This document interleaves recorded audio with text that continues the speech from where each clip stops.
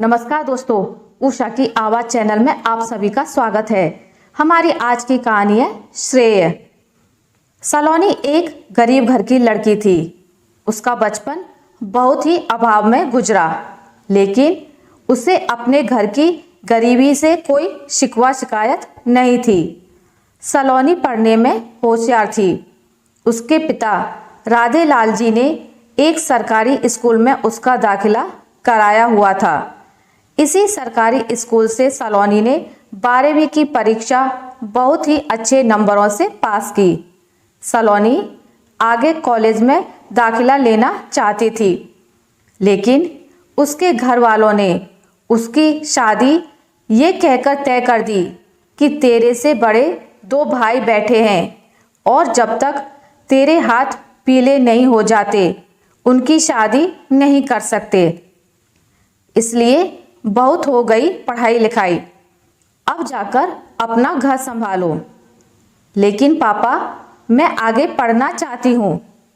12वीं की पढ़ाई तो एक सीढ़ी थी जिसे मैं चढ़ चुकी हूँ, लेकिन अब मैं आगे पढ़कर कुछ बनना चाहती हूँ। अपने पैरों पर खड़े होना चाहती हूँ। सलोनी ने लाख समझाने की कोशिश की, लेकिन घर वालों ने उसकी एक ना सुनी और उसकी शादी पवन से कर दी।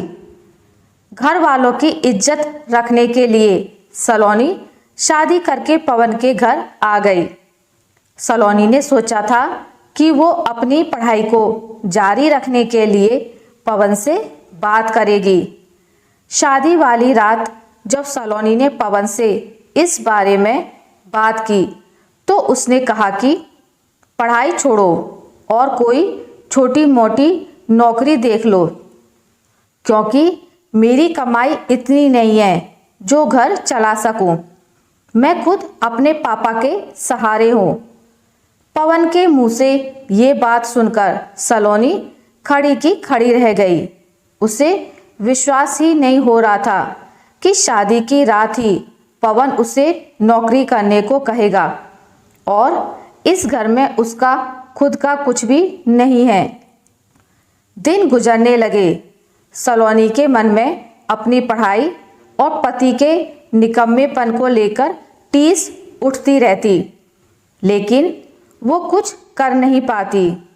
उसने कई बार अपने मायके में पवन के काम करने में रुचि ना होने और उस पर ध्यान ना देने की बात कही, लेकिन मायके वालों ने ये कहकर पल्ला झाड़ लिया कि अब वही तेरा घर है और तेरी किस्मत है। सलोनी ने फिर कभी अपना दुख मायके में भी नहीं कहा और दिल पर चोट खाने के बाद उसने मायके भी आना जाना बंद कर दिया। 1 साल बाद सलोनी ने एक बेटे को जन्म दिया। बेटे के जन्म के बाद सलोनी को एक सहारा मिल गया। सलोनी ससुराल के कामों के साथ सारा दिन अपने बेटे में लगी रहती और उसे ही अपनी जिंदगी का सहारा समझती। बेटा होने से खर्चों में भी बढ़ोतरी हो गई थी। ससुर ने भी अब साफ कह दिया था कि मैं अब और खर्च नहीं उठा सकता, अपना अपने आप देखो। सुनिए, पापा सही कह रहे हैं, आखिर वो क्यों हमारा खर्च उठाएंगे। आप कुछ काम करो। नीचे रोड की दुकान है हमारी, मेरे जेवर बेचकर दुकान में सामान भर लो। हाँ, शायद तुम ठीक कहती हो, ऐसे ही करते हैं। पवन ने सलोनी की बात से सहमति जताते हुए कहा। सलोनी ने अपने गहने पवन को दे दिए और पवन उन्हें बेचकर कुछ सामान ले आया। थोड़ा सा सामान देखकर सलोनी ने पवन से पूछा कि इतना ही सामान आया है बस? तो पवन ने कहा कि मैंने पैसे अपने अकाउंट में डाल दिए हैं, अभी सामान जरा सा ही रखेंगे, ग्राहक को आना होगा तो आ जाएगा। लेकिन ग्राहक सामान देखकर ही तो आएगा। आप तो सिर्फ बीड़ी सिगरेट के कुछ डिब्बे ले आए हैं, सलोनी ने गुस्से में पवन से कहा, जिसे सुनकर पवन बेशर्मों की तरह घर से निकल गया। सलोनी समझ चुकी थी कि उसके गहने बर्बाद हो गए हैं। वो अपने आंसुओं को पोंछते हुए अपने बेटे के पास लेटकर उसे प्यार करने लगी और जहां उसकी सुनने वाला कोई नहीं था तो वो अपने बेटे से ही अपने दिल की बात कर लेती थी। हालांकि उसका बेटा अभी बहुत छोटा था, उसकी बात को ना समझ सकता था ना उसका जवाब दे सकता था, लेकिन फिर भी वो अपनी माँ के आंसुओं का गवाह था। उसकी दिल की बात सुनाने को सहारा था। दिन बीत रहे थे। पवन ने धीरे धीरे अकाउंट में डाले पैसे भी खत्म कर दिए और दुकान भी फिर से खाली हो गई। बेटे के दूध के लिए भी सलोनी को ना चाहकर भी ससुर के आगे हाथ फैलाने पड़ते। ससुराल में नाते रिश्तेदार भी मुंह बनाकर बातें बनाते और पति की निकम्मेपन की वजह से सलोनी की भी कोई इज्जत नहीं करता था। सलोनी को इस बात से ज़्यादा अपने बेटे की फिक्र थी। हार कर उसने एक स्कूल में आवेदन किया। वो सिर्फ 12वीं पास थी, इसलिए उसे नौकरी तो मिल गई, लेकिन नर्सरी के बच्चों की क्लास दी गई और तनख्वाह भी बहुत कम थी। पर सलोनी ने ये सोचकर ये नौकरी कर ली कि कम से कम बेटे के दूध दवाई का खर्च तो निकलेगा। अब सलोनी सुबह सुबह घर का काम निपटाकर बेटे को पवन को सौंपकर स्कूल चली जाती और आते ही सारा दिन बेटे के साथ बिताती। सलोनी ने कुछ छोटे बच्चों को घर में ट्यूशन देना शुरू कर दिया तो उसकी आमदनी थोड़ी और बढ़ गई।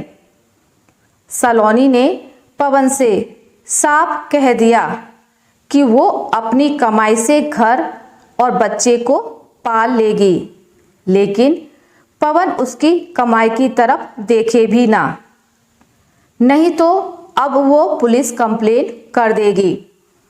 जिसे सुनकर पवन डर गया। धीरे धीरे दिन बीतने लगे। सलोनी ने अपनी कमाई से थोड़ा थोड़ा बचाकर बीए का फॉर्म भर दिया। ग्रेजुएशन पूरा होने के बाद उसके बाद एमए का फॉर्म भरा। तब तक उसका बेटा भी स्कूल जाने लगा। इसके बाद सलोनी ने बीएड किया और अब सलोनी को बड़ी क्लास भी मिल गई और उसका वेतन भी काफ़ी बढ़ गया। सलोनी ने एक तरफ अपनी पढ़ाई जारी रखकर अपना अधूरा सपना पूरा कर लिया, दूसरी तरफ अपनी सूझबूझ से अपने घर को संभाला और अपने बेटे की अच्छी परवरिश भी की। उसका बहुत अच्छे नामी स्कूल में एडमिशन कराया। आज सलोनी ने अपने बलबूते पर अपने घर में सुख सुविधा का हर सामान जुटा लिया। खाली पड़ी दुकान में अपना खुद का कोचिंग सेंटर खोल लिया। स्कूल से आने के बाद वो कोचिंग सेंटर में बच्चों को कोचिंग देती और देखते ही देखते वो पूरी तरह से अपने पैरों पर खड़ी हो गई। आज 18 साल बाद सलोनी एक सशक्त महिला थी। आज उसे खुद पर गर्व था। आज एक नेशनल चैनल पर उसका इंटरव्यू चल रहा था। मैम, आज आप शहर का सबसे बड़ा कोचिंग सेंटर चला रही हैं। शहर के सबसे बड़े स्कूल की प्रिंसिपल भी हैं। अपनी इन उपलब्धियों का श्रेय आप किसे देना चाहती हैं? रिपोर्टर के इस सवाल पर सलोनी ने कहा कि मैं खुद को इन उपलब्धियों का श्रेय देना चाहूँगी, क्योंकि ये सब मैंने अपने बलबूते पर किया है। कठिन परिस्थितियों से लड़ते हुए मैं आगे बढ़ी हूँ। आपके पति का इसमें क्या योगदान रहा? रिपोर्टर ने अगला सवाल पूछा। कुछ नहीं, उन्होंने कभी कोई जिम्मेदारी नहीं निभाई, बल्कि उनके होते हुए भी मैंने एक सिंगल मदर की जिंदगी जी है। अपने बेटे की परवरिश अकेले की है, तो उनका कोई योगदान नहीं रहा। रिपोर्टर ने सलोनी से फिर सवाल किया कि आप इतने बेबाकी से जवाब दे रही हैं। क्या आपको नहीं लगता कि एक भारतीय नारी का समाज के सामने पति को लेकर इस तरह के जवाब देना क्या सही है? क्या समाज इसे पचा पाएगा? सलोनी ने बहुत ही दृढ़ता से जवाब दिया कि अगर मैं झूठ बोलती कि मायके का साथ मिला, ससुराल का साथ मिला, पति का साथ मिला, तो समाज पचा लेता। लेकिन अगर मैं सच बोल रही हूं तो समाज पचा नहीं पाएगा। क्यों भाई, क्या समाज झूठ सुनना चाहता है?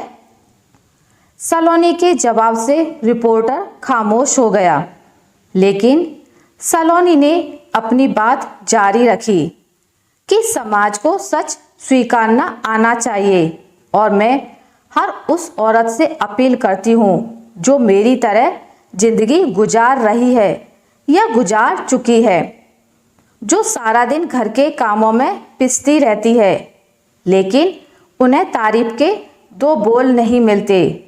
सिर्फ ये सुनने को मिलता है कि तुम घर में सारा दिन करती क्या हो।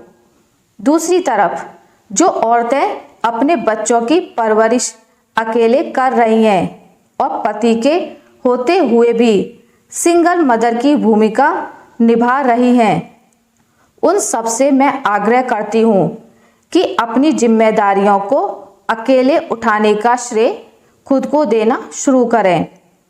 जब हर औरत खुद को श्रेय देगी, खुद को इज्जत देगी, तभी समाज उसे स्वीकारेगा और इज्जत देगा।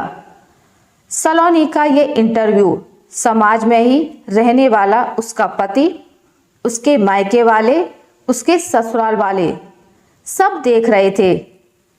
सब के सब खुद पर शर्मिंदा थे, लेकिन वो सब सिर्फ एक दूसरे का मुंह ताक सकते थे। लेकिन इस सब के बीच में सलोनी के इंटरव्यू पर उठ उठकर तालियां मारने वाला भी एक शख्स मौजूद था, और वो था सलोनी का बेटा। इंटरव्यू खत्म होते ही जैसे ही सलोनी घर आई, उसका बेटा उसके गले से लग गया और बोला, माँ, मुझे आप पर नाज है। सलोनी ने कसकर बेटे को अपने गले से लगा लिया, ठीक वैसे ही जैसे वो 18 साल पहले आंसू भरी आंखों से नन्हे से बेटे को सीने से लगाकर रो पड़ती थी। आज भी सलोनी की आंखों में आंसू तो थे, लेकिन ये आंसू खुशी और तसल्ली के थे। आज पवन भी दोनों को सीने से लगाने के लिए आगे बढ़ा ही था कि इतने में सलोनी ने कहा कि खाना बना रही हूँ, आप खाने के बाद दवाई जरूर ले लेना, और कल सुबह मेरा बेटा आपको चेकअप के लिए ले जाएगा, क्योंकि कल मैं नहीं आ सकती। मुझे कल जल्दी जाकर एक्स्ट्रा क्लास लेनी है। इतना कहकर सलोनी अपने कमरे की तरफ बढ़ गई। आज पवन को समझ आ गया था कि सलोनी उसके प्रति सिर्फ अपनी जिम्मेदारी निभा रही है। पति पत्नी के रिश्ते को खुद पवन ने बहुत पीछे छोड़ दिया है, और अब उस वक्त को वापस लाना नामुमकिन है। ये सोचते हुए पवन भी थके कदमों से अपने कमरे की तरफ बढ़ गया।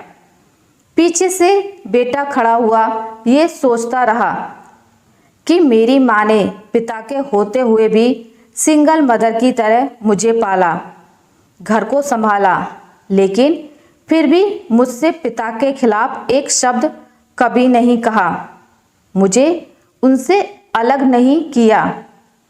आज भी वो पिताजी के लिए अपनी जिम्मेदारी निभा रही हैं। मेरी माँ एक त्याग की मूर्ति है। उसने जो जिम्मेदारियां अकेले निभाई हैं, तो फिर क्यों वो अपने आप को श्रेय ना दें। इन सब जिम्मेदारियों को निभाने और आज एक सशक्त और कामयाब महिला होने का सारा श्रेय सिर्फ और सिर्फ मेरी माँ को जाता है। आशा करती हूँ आपको मेरी आज की कहानी अच्छी लगी होगी। अगर आपको मेरी कहानी अच्छी लगी है तो इसे लाइक करें, ज़्यादा से ज़्यादा शेयर करें, और अगर आप मेरे चैनल पर नए हैं तो इसे सब्सक्राइब करना ना भूलें। मिलते हैं एक नई कहानी के साथ, तब तक के लिए नमस्कार।